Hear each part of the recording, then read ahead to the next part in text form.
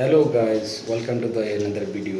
তো আজকে কিছু কথা বলার আছে, যেটা ভিডিওটা আমি তার জন্যই বানাচ্ছি। কিছু লোক আছে যা আমার পিছন থেকে খুবই পিঞ্চ করে, আমার পেছন থেকে মানে কি বলবো, আমার পেছনে পেছনে অনেক কথা বলে। তো তাদের তাদের উদ্দেশ্যে এই ভিডিওটা বানানো। তো আমি তোমাদেরকে বলতে চাই, দেখো, যতই আমাকে পেছন থেকে টানো আমি ঠিকই উপর দিকে যাব।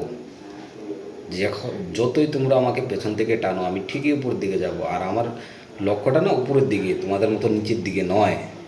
আজকে বলে দিলাম, ঠিক আছে? যদি তোমাদের এই ভিডিওটা তোমরা দেখো না তো বুঝে যাবে। কেননা যতই আমার পিছন থেকে পিছু টানো না, আমি ঠিকই উপর দিকে যাব, যতই টানো। আর পিছন থেকে টানা বন্ধ করো, ঠিক আছে? পেছন থেকে টানা বন্ধ করো। আমার সঙ্গে যা যা করেছো তোমরা, সেটা আমি একমাত্র আমার ফ্যামিলি যদি আমাকে সাপোর্ট না করতো না, আজকে আমি চুলায় থাকতাম, বটতলা শ্মশানে।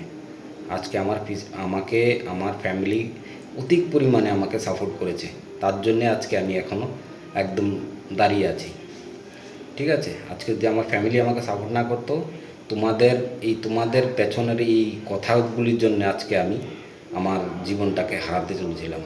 তো তাই আমি একটা ছোট্ট ভিডিও বানিয়ে কার সঙ্গে বলবো, এই আমার একটা ছোট্ট ফ্যামিলি আছে ফেসবুক, ইউটিউবে। তো আমি ভাবলাম যে ওদের সঙ্গে এটা শেয়ার করি। তো তোমরাও দেখো, তোমরাও বুঝো, মানুষকে কখনো ছোটো ভাববে না, আর মানুষকে এভাবে এই ধরনের কোনো কথা বলবে না, কোনো সময় না। আর মানুষের সঙ্গে আছে না, কখনো খারাপ কাজ করবে না, বাস অতটুকুই। আর যতটা দেখো, তোমাদের মা বাবা হয়তো তোমাদেরকে একটা শিক্ষা দিয়েছে, ঠিক আছে? সেটা মনে রাখবে। আমার মা বাবা তো আমাকে শিক্ষা দিয়েছে, কারো যদি পেটে ভাত না দিতে পারিস না, কারো পেটে লাথি দিস না। এই শিক্ষাটা আমি পেয়েছি আমার ফ্যামিলি থেকে। তো সেটাই আমি তোমাদেরকেও এটা বলবো যে কারোর পেটে যদি ভাত না দিতে পারো না, কারোর পেটে লাথি দিও না। তো সেটা আমি তোমাদেরকেও বলছি। প্লিজ, তোমাদের কাছে হাত জোর করে আমি বলছি, আমাকে বিরক্ত করো না, আর আমার সঙ্গে না লড়তে আসো না। যতটা শান্ত দেখো অতটা আমি নই, বুঝলো তো?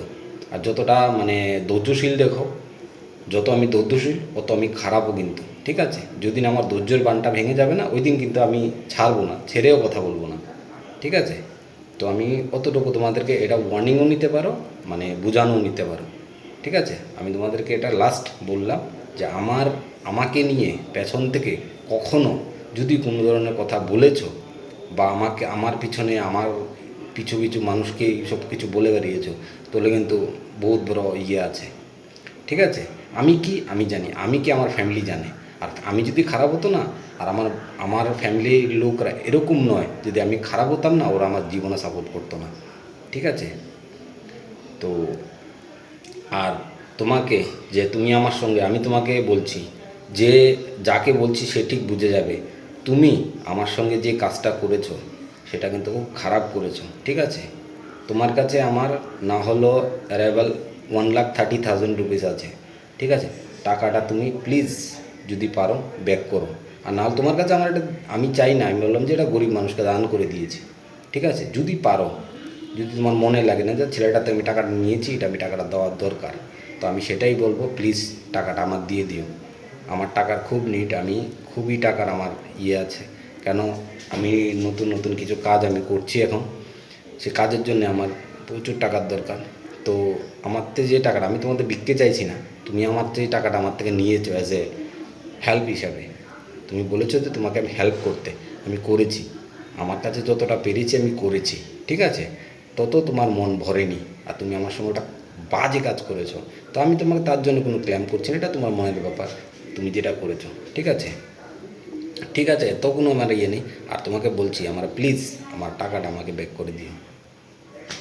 বাই বাই দোস্ত।